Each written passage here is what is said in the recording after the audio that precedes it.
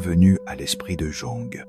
Dans les profondeurs de notre psyché collective, Carl Jung a découvert une vérité troublante. Nous sommes devenus des mendiants de notre propre existence. Nous errons dans un monde où nous supplions d'être choisis, où nous quêtons la validation comme si c'était l'oxygène même qui nous maintient en vie. Mais que se passerait-il si je vous disais que cette soif désespérée de reconnaissance n'est que le symptôme d'une maladie plus profonde, l'oubli de notre propre valeur intrinsèque? Aujourd'hui, nous plongeons dans les archétypes de l'âme humaine pour comprendre pourquoi tant de personnes vivent comme des options plutôt que comme des priorités. Jung nous enseigne que l'individuation, devenir qui nous sommes vraiment, est le voyage le plus courageux que nous puissions entreprendre. Et ce voyage commence par une prise de conscience révolutionnaire. Vous n'êtes pas né pour mendier votre place dans ce monde. Si vous êtes prêt à guérir cette blessure ancestrale et à découvrir votre véritable essence, restez avec nous.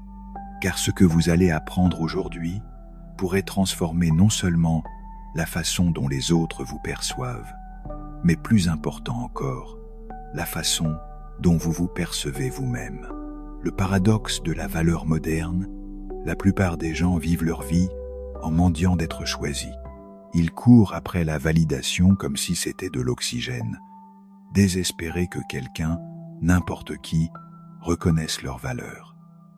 Et pourtant, ils ne la voient pas eux-mêmes. C'est la maladie de l'âme moderne. Se sentir invisible dans un monde qui ne cesse de regarder et croire encore que c'est votre faute de ne pas briller assez fort.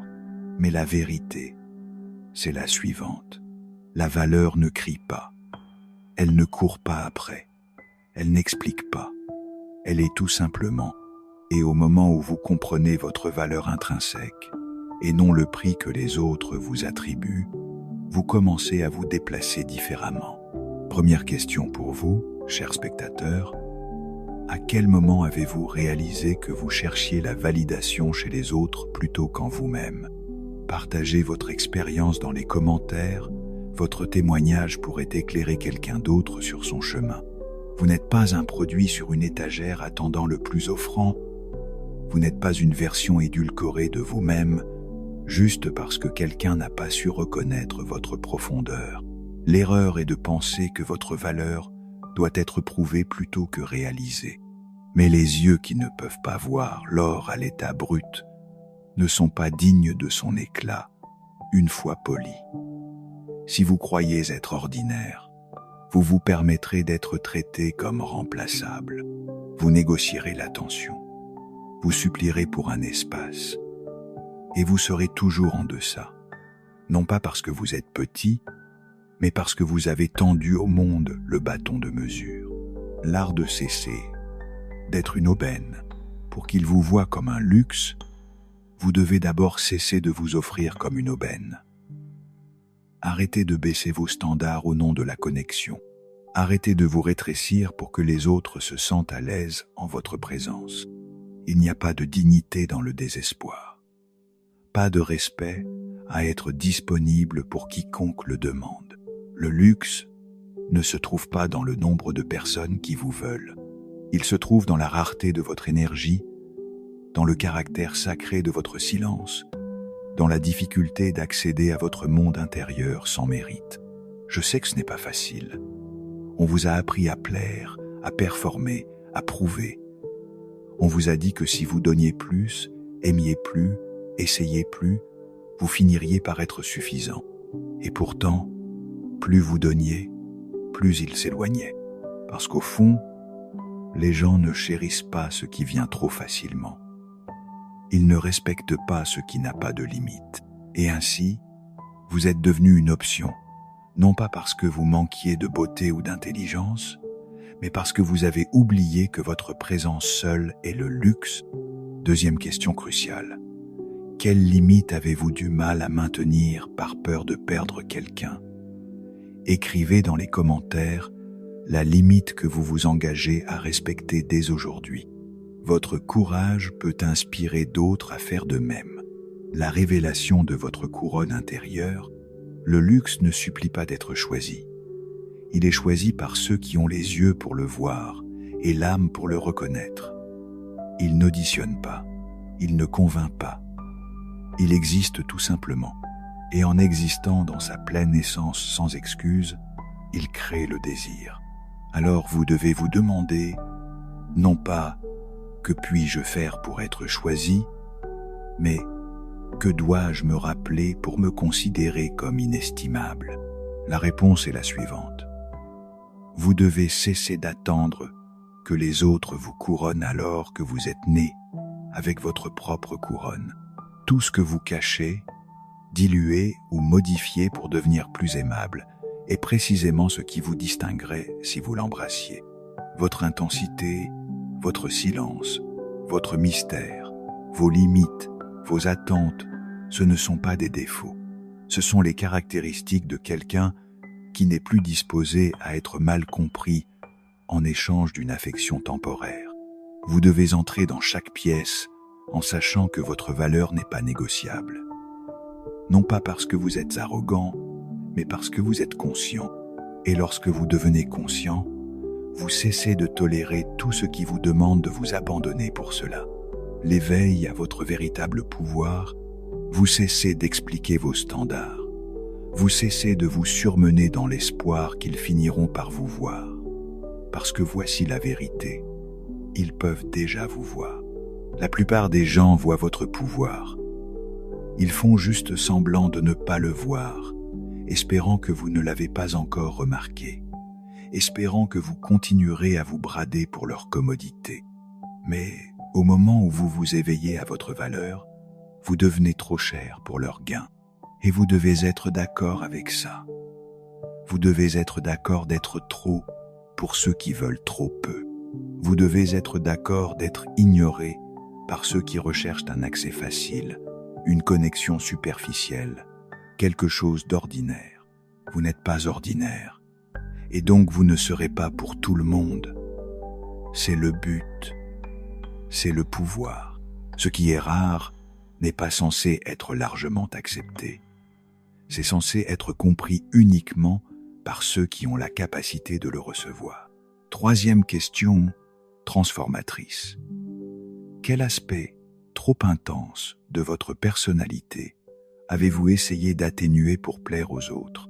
Célébrez-le dans les commentaires et montrez au monde que votre intensité est votre force, pas votre faiblesse. Le paradoxe de l'indépendance émotionnelle, si vous voulez être vu comme un luxe, vous devez d'abord devenir inaccessible à quiconque vous traite comme une pensée secondaire. Vous devez vous élever au-dessus du besoin d'être choisi. Et au lieu de cela, vous choisir vous-même avec une telle force que votre absence devienne une déclaration. Parce que lorsque vous comprenez votre valeur intrinsèque, vraiment la comprenez, vous cessez d'offrir des réductions. Vous cessez de vous rendre accessible à l'indécision. Vous cessez d'attendre d'être vu.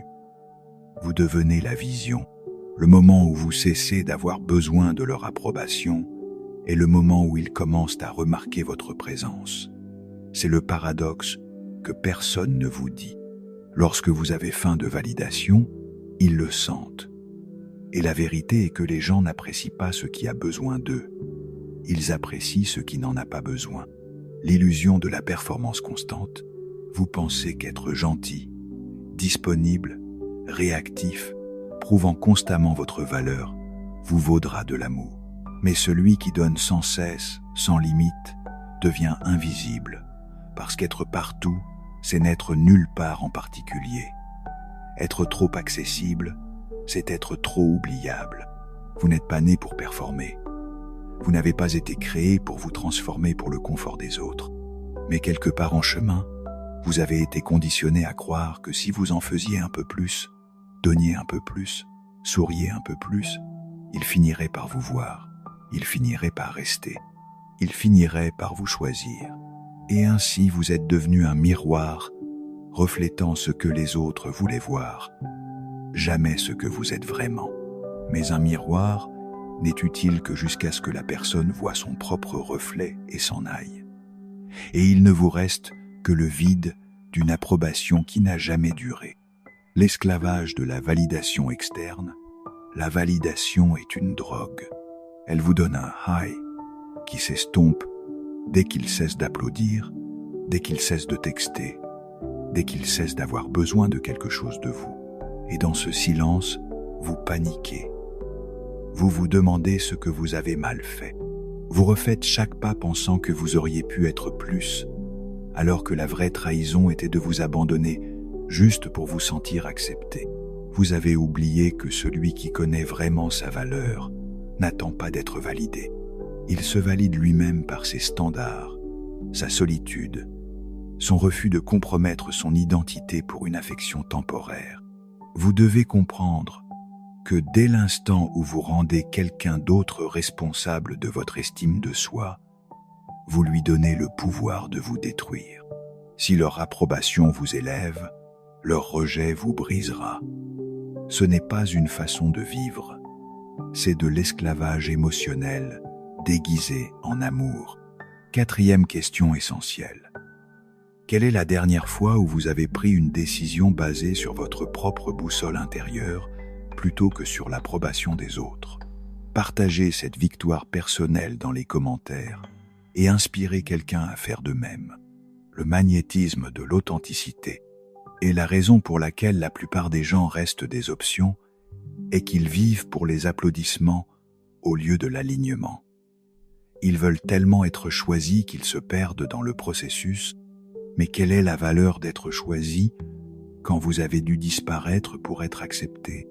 Les gens sont attirés par ce qui est autonome, ce qui ne bronche pas sous le silence, ce qui ne supplie pas sous la pression.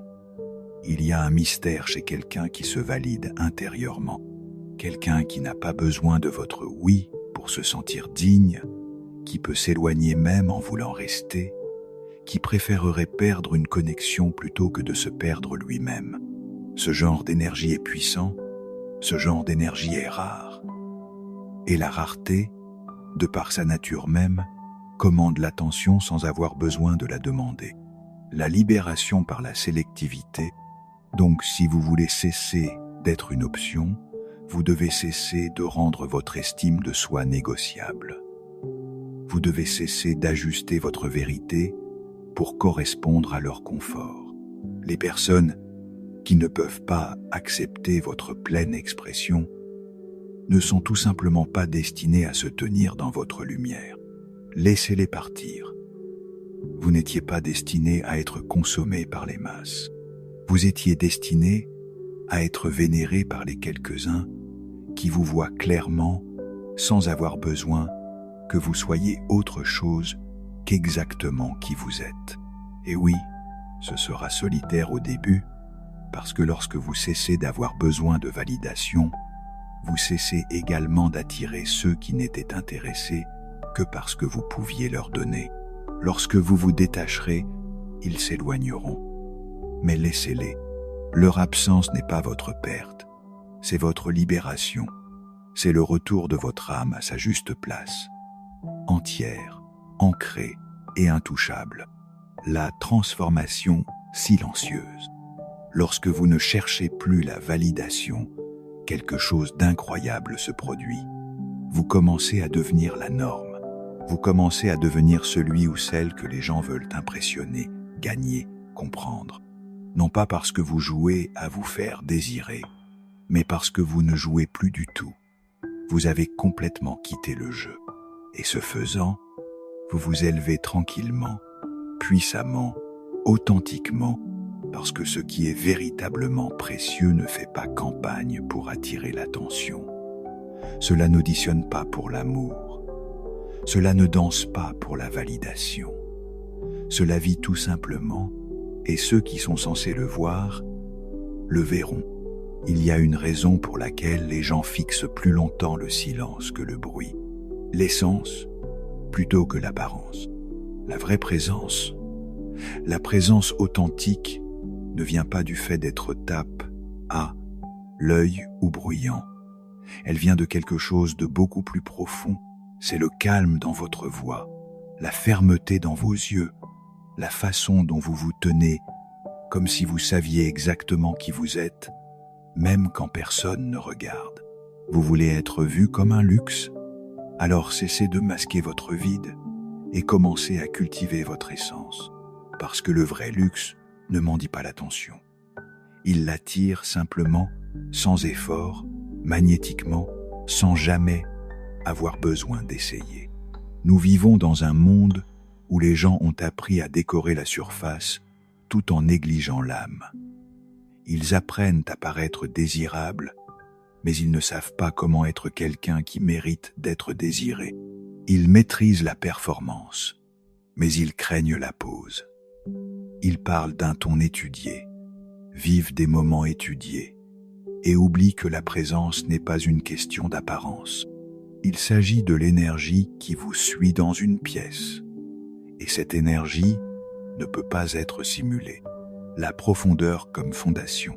Vous pouvez porter l'élégance, mais si vous ne l'incarnez pas, les gens sentiront le vide. Ils le sentent toujours.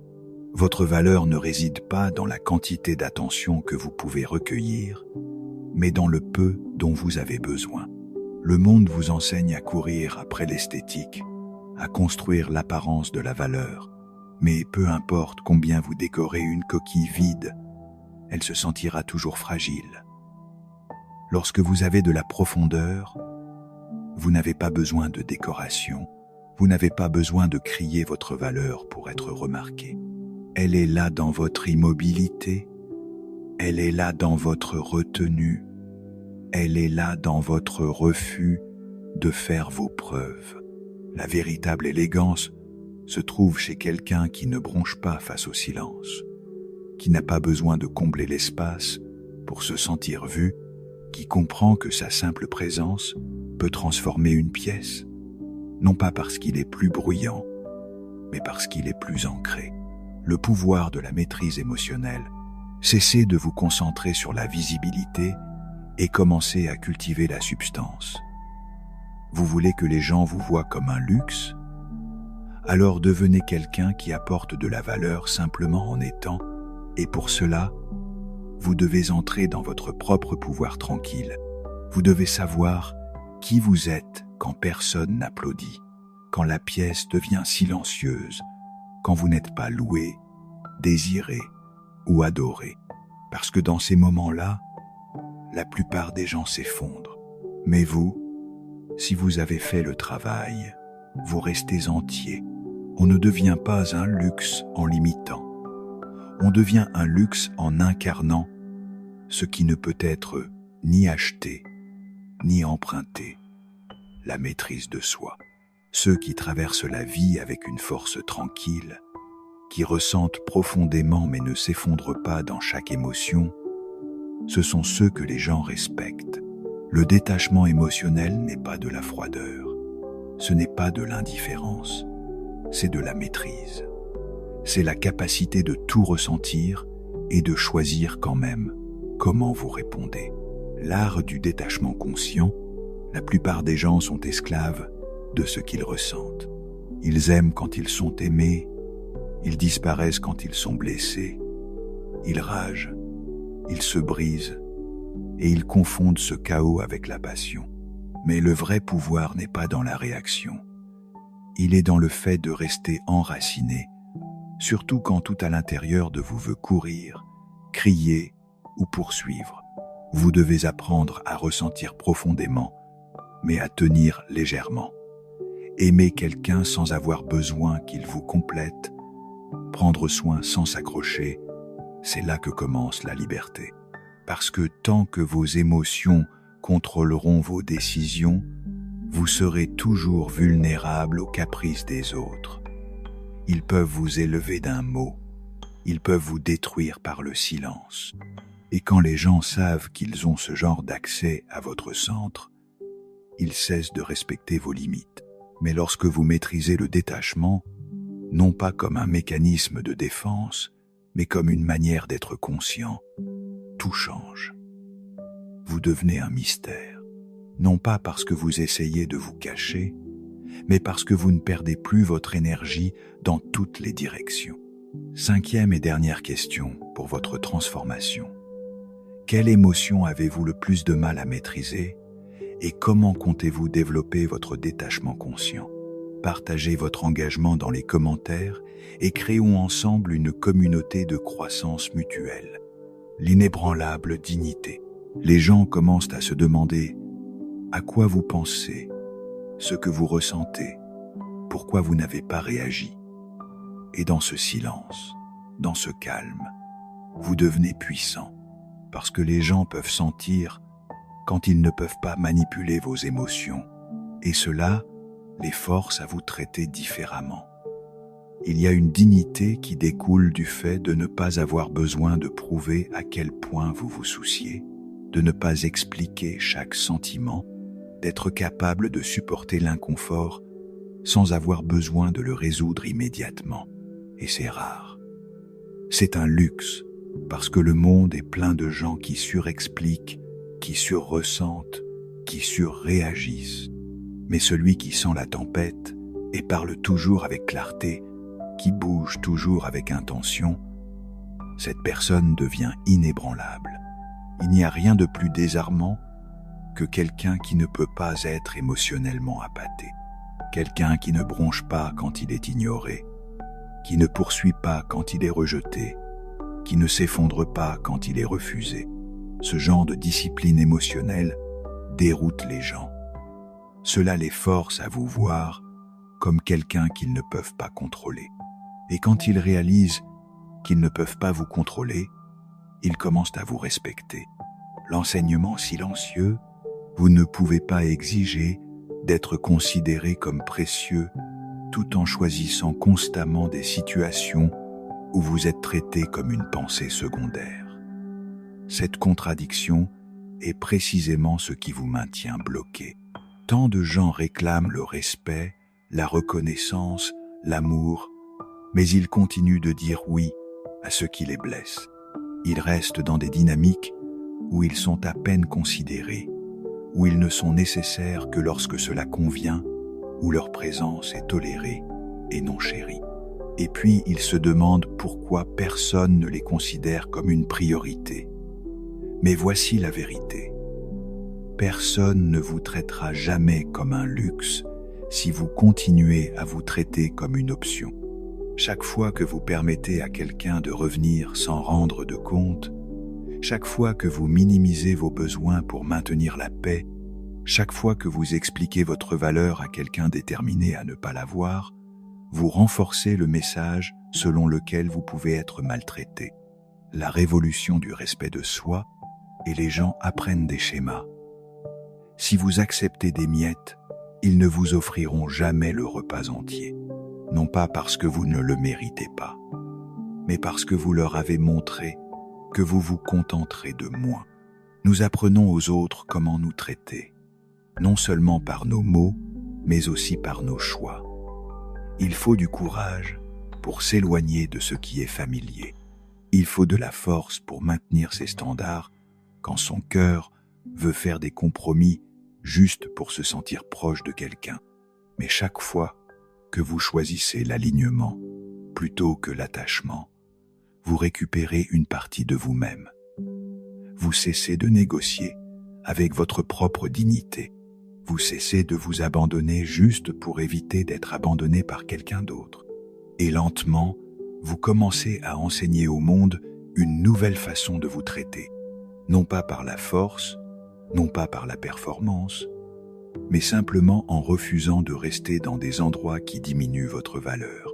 L'illusion du choix extérieur, l'une des plus grandes illusions que nous portons, est la croyance qu'être choisi par les autres finira par nous faire sentir suffisants, que si quelqu'un nous voit, nous veut, nous choisit, alors peut être, juste peut être, nous cesserons de remettre en question notre valeur.